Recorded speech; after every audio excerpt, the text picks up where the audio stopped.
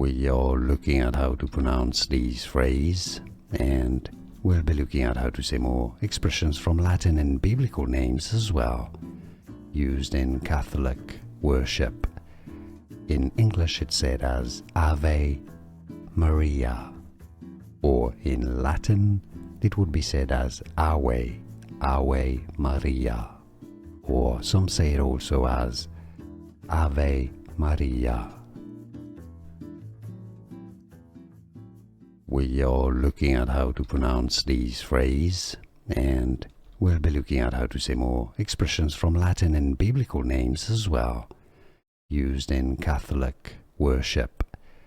In English it's said as Ave Maria, or in Latin it would be said as Ave Maria, or some say it also as Ave Maria. Here are more videos on how to pronounce more confusing words and names too many mispronounced. Like this video if you found it useful. I appreciate your support. I'll see you soon and thanks for watching.